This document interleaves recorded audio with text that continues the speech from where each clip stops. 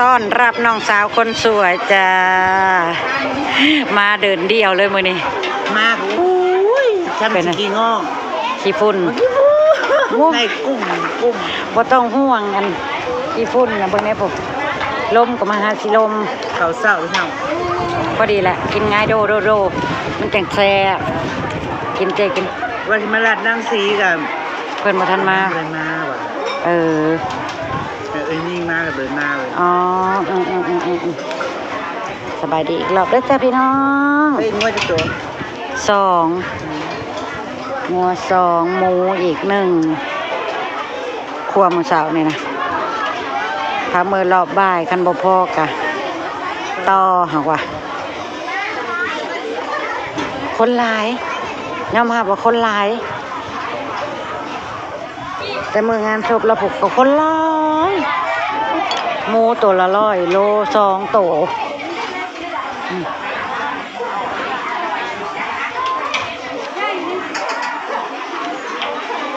แสดงว่าเจ๊เจ็บน้ำเมื่ออะไรได้นี่เนาะคอยกับมาแล้วคอยกับฮะมาพร้อมกันกับเบาอันเด้มาแล้วคอยกันอยู่ในครัวขลุ่นแล้วก็บ่ได้ปานนั้นเลยนี่ก็สิเฮ็ดน้ำข้าวปุ้นพี่น้องเขายัดน้ำข้าวปุ้นให้อีกแล้วน้ำข้าวปุ้นเบิดเฮ็ดอีกช่วงบ่ายแต่ว่าเต่ายังบ่ว่างก็เลยมานั่งน้ำมันเบิดละเอียดมากเต่ายังบ่ว่างเต่าเขาเจ้ายังเฮ็ดเพนก็แหละช่วงบ่ายพอดีมานั่งเป็นเพื่อนแกมาล่าเงียบยังไงได้เขาตั้งเป็นบ้านลบลมจริงๆอ่ะตั้งหน้าบ้านก็ได้เพราะว่ามันกว้างอยู่นะแต่ว่ามันขี้ฝุ่นเด้พี่น้องมันอยู่ใกล้ทางก็เลยพากันตกลงกันว่าเอาเต้นมาอยู่ทางหลังบ้าน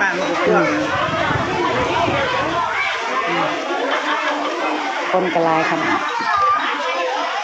ป้าบัวปากลักอยู่ตั้งแต่ตี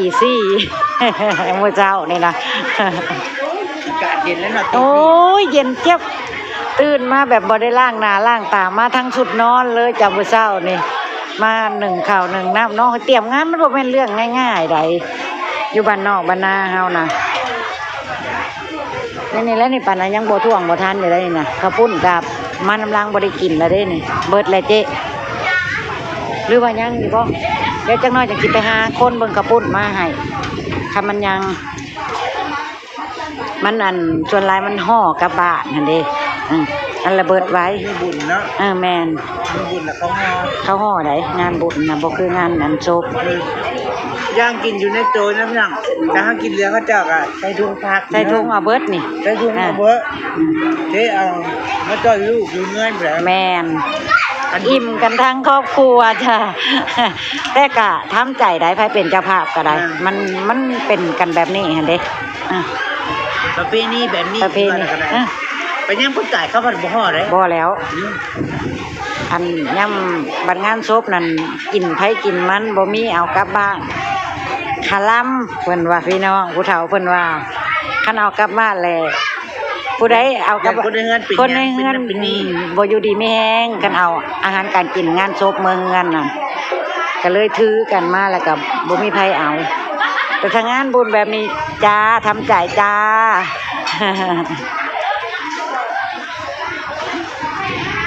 ทำบุญพี่น้อยที่ว่าตักตัวน้อยพี่น้องซ้ำเมาบอกกินนะตักตัวใหญ่กว่าแห้งเบิดไปแห้งเปลืองไหมแห้งเปลืองถุงใหญ่หม้อแกงที่ป้าบัวท่าให้เบิ่งมื้อเช้านะเพียงแอวนะเบิดเลยได้พี่น้องตั้งหม้อไม้แม่นเรียบร้อยแล้วจ้าตอนนี้เป็นเวลา10 โมงเบิดไปแล้วจ้าหม้อแกงใหญ่ๆนะตั้งหม้อที่2น้ำข้าวปุ้นที่ป้าบัวเฮ็ดไว้2 หม้อเมื่อวานเรียบร้อยจ้าพอท่านได้เที่ยงเดี๋ยวไปหาขลุ่นเอาข้าวปุ้นมาให้เจ๊มาลาก่อนพี่น้องแป๊บนึง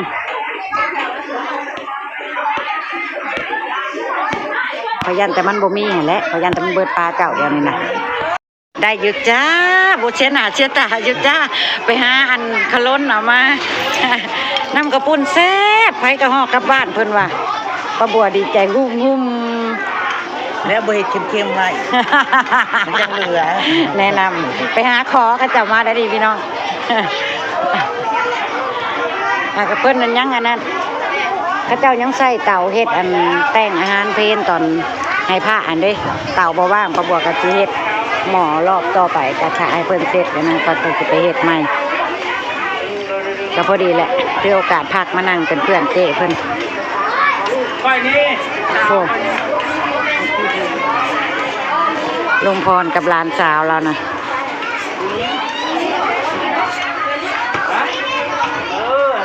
ไม่นั่งกินน้ำกันจ้า จะมาฟังจากปากอมราจ้าว่าแซ่บอีหลีบ่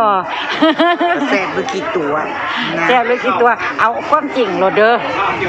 เอาความจริงโลดเด้อแต่ว่าคุณข้างบ้านคน โคตรแล้ว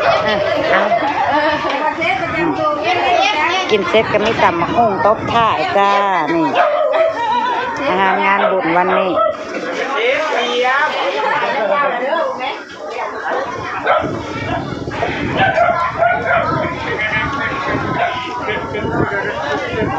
ขาดเรืออีกยังขาดมาพริกดิบคุยกะปิ อันนี้ปลาลุงมั้ย นานไปวันนี้ ยายเฮ็ดแค่อันนี้ ฮะใช่ป่ะ อันนี้ปลาลุง จนบ่มีไผกล้าเฮ็ดกันเลยพี่น้อง แซ่บปลาลุงดูหน้ามาเที่ยว แต่ลุงพรกับหลานสาว เรื่องนางสิไปย่องคนจ้า แม่นบ่ บ่แซ่บคือบ่แซ่บ อันนี้นะแซ่บอีหลี บ่แซ่บเล่นติคันจะข้อว่านะเบิร์ดพี่น้องเอ้ย เนาะ เฮ้ยเจ้าแซ่บแต่ว่าก็จะต้องเอาจ้า นี่แต่คนห่อเอาแล้วมันแซ่บพี่น้องน้ำข้าวปุ้นน่ะอันของกินน่ะบ่ได้บ่ทันได้เบิดได้อันลาบอันยังน่ะ ก็ปุ้นเนี่ยจับเนาะแบบข้าวปุ้นเพิ่นประเทศเป็นบุฟเฟ่ต์แน่หั่นเด้ก็จะละห่อได้ถนัดเลยแหละข้าวปุ้นเฮ็ดบุฟเฟ่ต์บ่ได้เสิร์ฟใครอยากได้ซำใดก็เอาไปเลย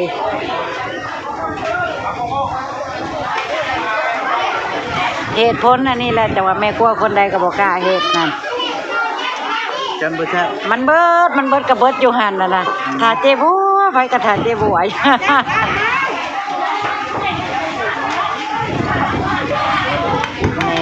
กินให้เบิดเด้อถ้ามันแซ่บเด้อน้ำมันนี่อืม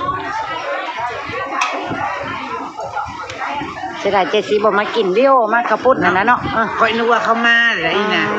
บรินัดกันบริโรแชทกันนั่นกันนะ ก็บอกพ่อน้องบอยไว้เด้ว่าทานทีมงานเข้ามาแล้วบอกคอยในเด้อว่า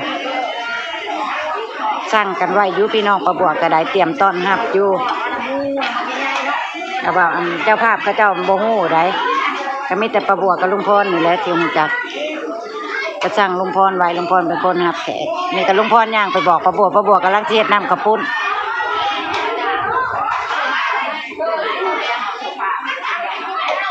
น้ำข้าวปุ้นอีกเลยนะฟังเนี่ย ไม่ไปถามเพิ่งกระปุ้นจะรอ ข้าวปุ้น100 โลมาเห็นน้ำข้าวปุ้นเจ้ามาเห็นน้ำข้าวปุ้นเจ้าอยู่นะพี่น้องเอ้ยมันบ่แม่นมันสิเฮ็ดง่ายๆน้ำข้าวปุ้นกว่าสิขัวน้ำหนาเป็นชั่วโมง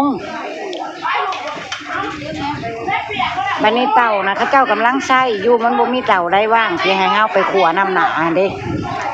ก็เอิ้นอยู่หั่นละ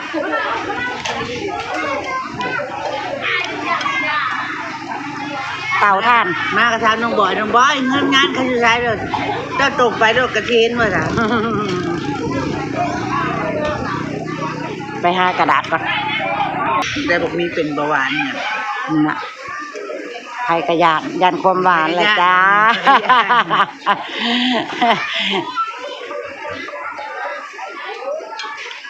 ประบวกก็ถือว่าเป็นเบาหวานแห้งบ่จักอยากกินแต่แท้ได้เมื่อยๆนะกินหวานใช่เลยมีแห้งได้พี่น้องสงสัยเป็นเบาหวานแห้งอยู่ ยังไม่เมื่อยกินมาลงกินน้ำอารมณ์มัน มีแห้งง่าวโลคือว่าเนาะเอาคนจ้อยก็มีโอกาสเป็นคือกันได้บ่แม่นสิเป็นแต่คนอ้วนเด้อเบาหวานนั่น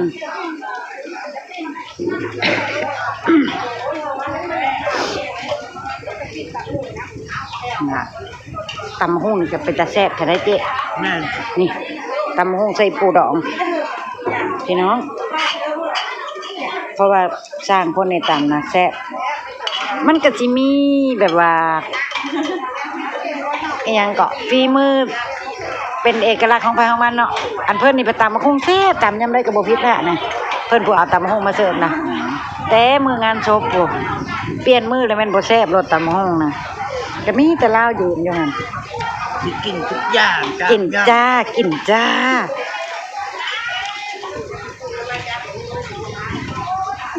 ของสำรวยเพิ่นเป็นกระแตบน้อย จะไงหาขนม ขนมกับข้าวต้มของสำรวยส่งบุญ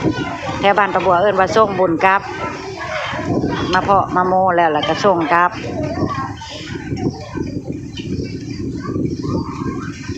แซ่บบ่เฮ้ยโอ้ยมีแฮงเด้มีแฮงเฮ็ดเด้ โตกันกันห้องว่าแซ่บเนาะแซ่บเนาะ แซ่บก็กินหลายๆกินหลายๆ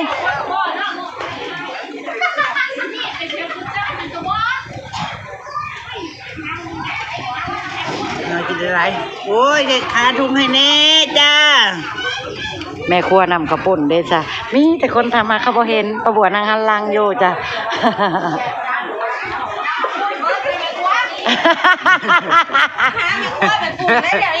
ตาว่างเลยบ่ ว่างแล้ว โอเคตาพี่น้องประบัวไปเฮ็ดน้ำข้าวปุ้นก็เด้อจ้าเจ๊ เข้าหน้าที่ก็ เออ จ้าเดี๋ยว ปฏิบัติหน้าที่ต่อจ้านั่งเล่นอยู่นี่เด้อขวดน้ำหนาแล้วจังสิมาหาโอเคจ้าอำลาเขาจากแล้วจ้าพี่น้องพ่อประบัวคลิปหน้าจ้า ไว้ว่ามาพูดกันอยู่นี่แล้วก็จบหมองนี่พี่น้องเอ้ยบ่ได้เห็นหมองอื่นซ้ำ บ่มันวุ่นวายยันพี่น้องรำคาญเนาะไปแล้วจ้า แซ่บตำมุงก็แซ่บ แซ่บบ่นั่นเด้มีแต่แนวแซ่บๆได้งานนี่นั่นป้าบัวคุ้มเอง ยังกับป้าบัวบ่ค่อยสิหนาใหญ่เลยนะป้าบัวนี่นะไปแล้วจ้าว่าไรใหญ่ห้างไปแล้วจ้า